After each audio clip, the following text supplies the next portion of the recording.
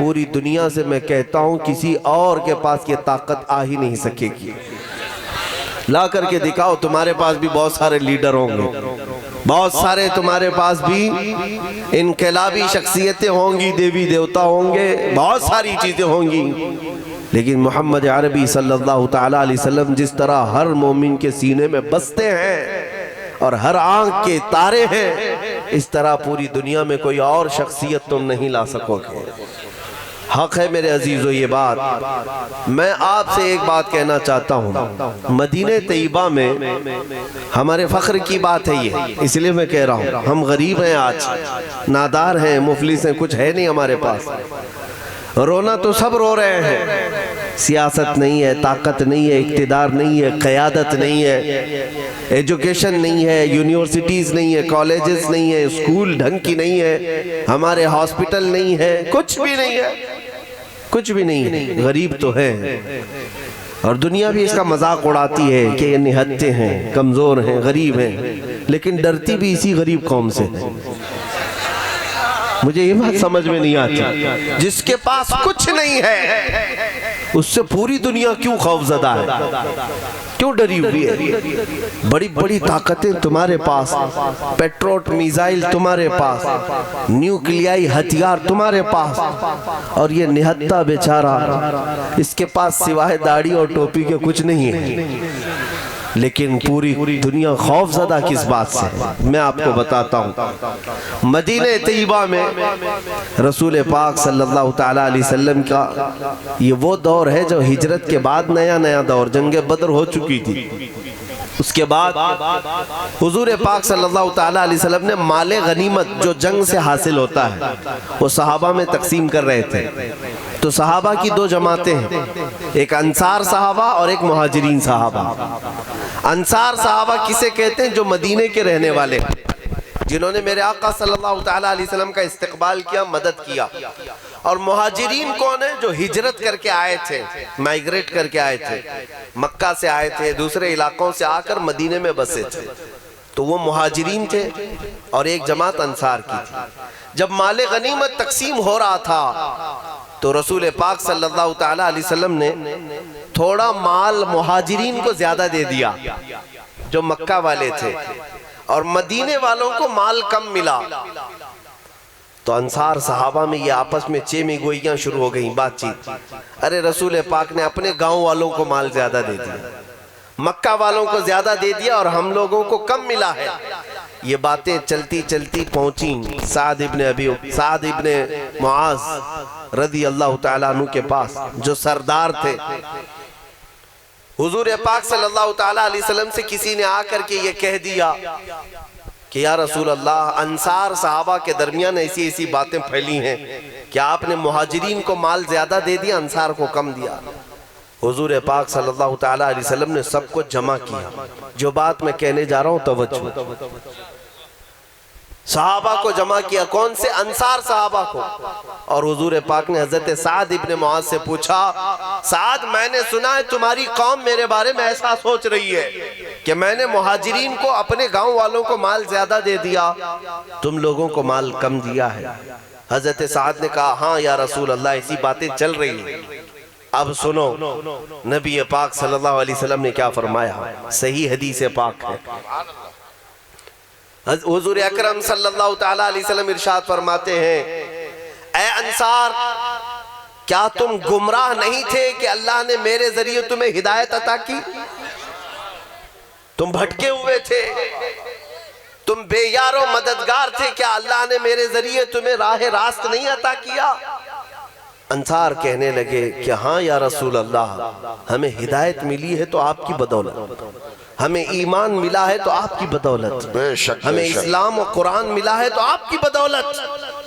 रसूल पाक सल्लल्लाहु तआला अलैहि वसल्लम पूछते रहे और आखिर में ये फरमाया, ऐ मेरे अंसार सहाबा, वो मुहाजिरीन जो हिजरत करके आए, उनका मदीने में कोई घर नहीं है, नए नए इस्लाम में आए हुए भी लोग हैं। मैंने उनको माल थोड़ा सा ज्यादा इसलिए दे दिया कि उनका दिल बंधा रहे और उनके घर का काम काज चलता रहे। तुम्हारे तो ऑलरेडी मदीने में घर है ना, और उसके बाद हुजूर फरमाते हैं, तवज्जो, यही जुमला मुझे कहना है। हुजूर पाक सल्लल्लाहु अलैहि वसल्लम फरमाते हैं, ऐ अंसार, क्या तुम इस बात से राजी नहीं कि बाकी वो लोग सारा माल ले जाएं और तुम अल्लाह के रसूल को ले जाओ? सुभान अल्लाह, बहुत अच्छे, वाह भाई। वो लोग सारा माल ले जाएं और तुम अल्लाह के रसूल को ले जाओ। अंसार साहबा कहते हैं, इस एक जुमले ने हमें इतना रुला दिया कि हमारी दाढ़ियां भीग गई थी। अल्लाहु अकबर। फिर उसके बाद जो तकसीम हुई थी, अंसार साहबा कहते हैं हमें वो छोटे से माल की भी जरूरत महसूस नहीं होती। हमने ये सोचा कि ये भी मुहाजिरीन को दे दिया जाए जब रसूल हमारे पास है। सुभान अल्लाह, नारे तकबीर, नारे रिसालत। मेरे अजीजों, अहले सुन्नत कॉन्फ्रेंस, नामोसे रिसालत कॉन्फ्रेंस। सुभान अल्लाह, सुभान अल्लाह। ये मैंने हदीस इसलिए अर्ज की कि जब दुनिया पैसों पर इतराती है, ताकत पर इतराती है, माल और दौलत की कसरत पर इतराती है और अपनी सियासत और इक्तिदार पर घमंड करती है, तो ऐ गयूर मुसलमानों, अगरचे तुम्हारी झोली में एक टुकड़ा भी ना हो, लेकिन नर्वस होने की जरूरत नहीं। तुम बाबांगे दुहल ऐलान करके कहो, दुनिया वालों तुम सारी दुनिया ले जाओ, मुझे मकीने गुंबदे खजरा काफी। सुभान अल्लाह, सुभान अल्लाह। मेरे पास आमीना का लाल है जो पूरी कायनात का शहंशाह है, पूरी कायनात का आका और मौला है। वो रसूल अगर हमारे साथ है तो बस काफी है। आज मैं आपसे यही कहना चाहता हूँ, सब लुट जाने के बाद भी टेंशन की जरूरत नहीं, रसूल हमारे साथ है। नबी पाक सल्लल्लाहु ताला अलैहि वसल्लम से वफादारी करोगे या नहीं करोगे? कोई हुजूर से गद्दारी करता है? नबी पाक सल्लल्लाहु ताला अलैहि वसल्लम से बेवफाई करोगे? हर किसी नहीं। तो जब तुम्हारा रिश्ता हुजूर से ऐसा है कि तुम हुजूर पाक सल्लल्लाहु ताला अलैहि वसल्लम से मोहब्बत करते हो, तो एक बात मैं बताता हूँ, तवज्जो, हुजूर से मोहब्बत है ना? सच कह रहे हो? नबी पाक सल्लल्लाहु ताला अलैहि वसल्लम का नाम आता है, अंगूठे चूम करके आंखों से लगाते हो, यही मामूल है आपके यहाँ? जब हुजूर का नाम आ जाए खड़े होकर सलाम भी पढ़ते हो जी। अगर कोई दुरूद का हुक्म दे तो मोहब्बत से दुरूद पढ़ते हो। ये सब तुम्हारा रिश्ता है ना हुजूर से मोहब्बत का। अच्छा, एक बात मैं ये भी कहूँ, दिल पर हाथ रख करके पूछना, तुम्हारा दिल ये भी कहेगा हुजूर से कमाल की जिसे मोहब्बत है उसे हुजूर को देखने की तड़प भी होती है, उन्हें उनकी जियारत की तलब है या नहीं है? तुम क्यों मोहब्बत करते हो हुजूर से? एक मसले का हल बता देता हूं। तुम क्यों मोहब्बत करते हो हुजूर पाक सल्लल्लाहु अलैहि वसल्लम से? इतना क्यों चाहते हो हुजूर से? अरे मियां, कमाल की बात है ना। दुनिया लैला को चाह रही है, मजनू को चाह रही है, माशूक को चाह रही है, महबूब को चाह रही है। तुम तो कायनात के आका और मौला मकीने गुंबदे खजरा से मोहब्बत कर रहे हो। क्यों मोहब्बत कर रहे हो? मैं आज आपको बताऊं, अगर मैं ये सवाल करूं तो हो सकता है बहुत सारे लोग ये कहे कि मेरे ईमान की ये अलामत है इसलिए मोहब्बत कर रहा हूं। सही है, मेरे आखिरत की कामयाबी है इसलिए मोहब्बत कर रहा हूं, मेरी कब्र में आने वाले इसलिए मोहब्बत कर रहा हूं, है मुझे हश्र में बख्शवाने वाले इसलिए मोहब्बत कर रहा हूं, जन्नत में ले जाने वाले इसलिए मोहब्बत कर रहा हूं। यही जवाब है ना? तुम हुजूर से इसलिए मोहब्बत कर रहे हैं। मगर एक आशिक सादिक मुल्ला जामी से पूछा गया, क्यों मोहब्बत करता है हुजूर से? क्या जवाब देते हैं? फरमाते हैं, नादान, तेरी हैसियत क्या है मोहब्बत करने की? रसूल तुझसे मोहब्बत करते हैं इसलिए तू उनसे मोहब्बत करता है। सुभान अल्लाह, सुभान अल्लाह,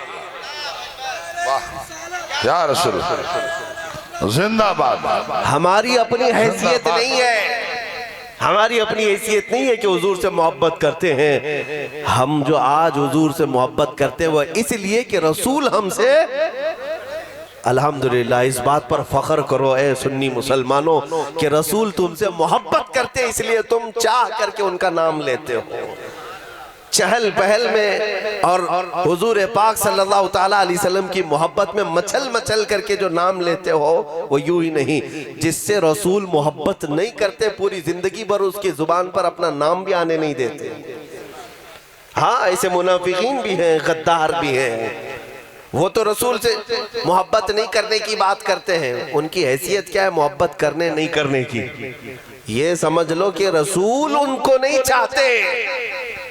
तो आज इस बात पर फख्र करोगे ना कि हुजूर से हमें मोहब्बत है, इसका मतलब ही ये है कि रसूल हमसे, हाँ मेरे अजीजों, अगर रसूल तुमसे मोहब्बत नहीं कर रहे होते तो तुम्हारी इतनी जुर्रत भी नहीं थी कि उनका नाम लेते, इतनी तुम्हारे अंदर तौफीक भी नहीं होती कि हुजूर सल्लल्लाहु ताला अलैहि वसल्लम का जिक्र सुनते। हुजूर तुमसे मोहब्बत कर रहे हैं। और इसीलिए कहा गया है कि जब कभी तुम्हारे घर में खुशियां आती हैं, एक आशिक रसूल की बात है, मोमिन सादिक की, खुशियां आती हैं तो बुजुर्गों ने फरमाया उस वक्त तुम खुश हो जाते हो जब रसूल तुम्हारी तरफ देखकर मुस्कुराते हो। ये भी कितनी बड़ी बात है। रसूल पाक सल्लल्लाहु ताला अलैहि वसल्लम अगर खुश हो जाए तो मौला तुम्हारे घरों में खुशियां भेजता है। तो यह हमारा गहरा रिश्ता है उस रसूल पाक से। आज मैं इसी बात को दोहराने आया हूं, तुम इस बात पर फख्र करो कि अल्लाह के नबी तुमसे मोहब्बत करते हैं, तुम्हें अपने गुलामों में रखा है, तुम्हें अपने चाहने वालों में बसाया है। लेकिन इस बात पर अगर कायम रहना है तो कमाल से टूट करके उनसे मोहब्बत ही करते रहो। दगाबाजी मत करो, गद्दारी मत करो, इस रास्ते को छोड़कर भटक मत जाना, गैरों की पैरवी करते हुए दुनियादारों के पीछे मत चल जाना। नबी पाक सल्लल्लाहु ताला अलैहि वसल्लम ने अगर तुम्हें अपनी महफिल में बिठाया है तो बैठने की लाज भी रखना कि रसूल पाक ने मुझे बिठाया है। ऐ सुन्नी मुसलमानों, नबी मुहतरम सल्लल्लाहु ताला अलैहि वसल्लम जिससे मोहब्बत करे उसका हाल क्या होता है। अल्लाहु अकबर।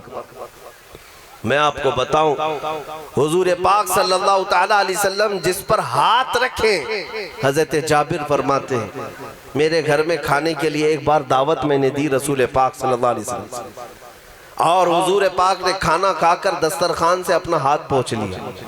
हजरत जाबिर कहते हैं मैं वो दस्तरखान उठाकर तबर्रुक के तौर पर घर में रख लिया कि रसूल पाक ने अपना हाथ पोंछा है दस्तरखान से। हजरत जाबिर कहते जब वो दस्तरखान कभी मैला हो जाता तो मैं उसे पानी से नहीं धुलता, भड़कती हुई आग की तंदूर में डालता। सुभान अल्लाह, सुभान अल्लाह। कपड़े का दस्तरखान है, आग की तंदूर में डालता, थोड़ी देर के बाद उस कपड़े को निकालता, उसका सारा मैल निकल चुका होता, एक रुआं भी नहीं जलता। क्यों? इसलिए कि रसूल पाक सल्लल्लाहु ताला अलैहि वसल्लम ने अपने हाथ मुबारक उस दस्तरखान से पोंछ लिए थे। सुभान अल्लाह। अब सुनो मेरे अजीजों, जिस दस्तरखान पर रसूल पाक के हाथ लगे दुनिया की आग उसे नहीं जलाती। मेरे मुस्तफ़ा करीम सल्लल्लाहु ताला अलैहि वसल्लम का फरमान आलीशान है, जो दुनिया में उनसे मोहब्बत करता है कल क़यामत के दिन मेरे आका उससे मुसाफा करेंगे, क़यामत के दिन उससे मुसाफा करेंगे।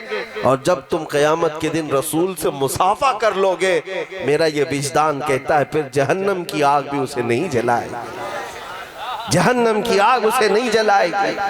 ऐ मेरे अजीजों, अपने आका कौनैन सल्लल्लाहु ताला अलैहि वसल्लम के वफादार बन जाओ। उस रसूल से ज्यादा चाहने वाला कोई है ही नहीं तुम्हारा। तुम्हें मैं बताऊं किन घड़ियों में उन्होंने तुम्हें याद नहीं किया, किन घड़ियों में याद नहीं किया। सुभान अल्लाह। पैदा होने से लेकर अपनी जाहिरी वफात तक उस रसूल पाक ने उम्मत उम्मत ही तो कहा है। जो न भूला हम गरीबों को रजा, याद उसकी अपनी आदत कीजिए। सुभान अल्लाह। इमाम अहले सुन्नत ने यही तो तालीम दी। रसूल पाक सल्लल्लाहु ताला अलैहि वसल्लम ने कहां कहां हमें याद किया। जब कभी बिजलियां कड़कती, बादल छा जाते, हजरत आयशा फरमाती रसूल पाक बिस्तर छोड़कर बाहर चले जाते, रात के वक्त रोते रोते हाथ फैलाते और अर्ज करते मौला इन बिजलियों को दूर कर दे, इस अबर को खत्म कर दे। माँ आयशा सिद्दीका फरमाती या रसूल अल्लाह सल्लल्लाहु अलैहि वसल्लम आप इन बिजलियों से इतना क्यों घबराते हैं। सुनो ऐ नौजवानों, रसूल पाक फरमाते हैं इसलिए कि पिछली कौमों पर जब अजाब आता था तो पहले बिजलियां कड़कती थीं, अबर छा जाता था, फिर उन पर आग की बारिश होती या पत्थरों की बारिश हो जाती, वो हिलाक हो जाया करते। आसमानी अजाब आता था तो पहले निशानियां ये बनती थी, अब जब भी आसमान पर बिजली कड़कती है या अबर छाता है, हुजूर पाक फरमाते मुझे डर लगता है कि कहीं ये मेरी उम्मत पर अजाब न बन जाए, मेरी उम्मत पर यह अजाब बन करके ना उतर जाए। उस रसूल पाक को अगर दर्द है तो उम्मत का दर्द है। जो सबसे ज्यादा हमसे मोहब्बत करने वाली शख्सियत है दुनिया में, वो कौन है? वो रसूल पाक सल्लल्लाहु अलैहि वसल्लम की जात है। तुम्हें अंदाजा है, एक रिवायत में है हुजूर पाक सल्लल्लाहु अलैहि वसल्लम फरमाते हैं कि अगर मेरे उम्मती के पाँव में, तलवों में कांटा भी चुभ जाए तो उसके दर्द का एहसास मुझे होता है। हुजूर पाक सल्लल्लाहु अलैहि वसल्लम, सुभान अल्लाह, अल्लाह के नबी सल्लल्लाहु ताला अलैहि वसल्लम तुम्हारे तलवों में चुभने वाले कांटे का दर्द भी रखते हैं। अजीजुन अलैहि मा अनितुम, कुरान यही तो कहता है, तुम्हारा तकलीफ में पड़ना उस रसूल को देखा नहीं जाता। तुमसे सबसे ज्यादा मोहब्बत करने वाली वो शख्सियत है। इस तो आज तो अलमिया है, हम उनके पीछे चल पड़े जो हमें चाहते भी नहीं है, वो हमें धक्के दे दे करके बाहर करते हैं, फिर भी